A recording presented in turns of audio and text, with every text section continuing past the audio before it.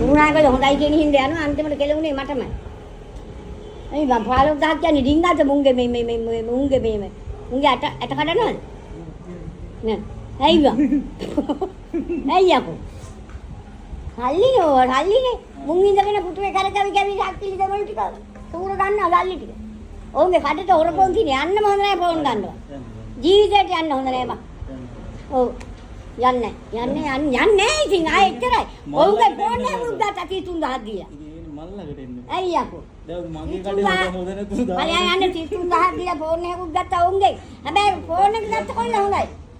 ඒ එතන ඉන්නවා කළු හත කළුවේ ෆෝන් එක ගත්තේ ඌ හොඳයි. ඌ සල්ලි ගන්න එක සක්කලිය කූ සිංහලයක තමයි අරුන්ට අදින්නේ.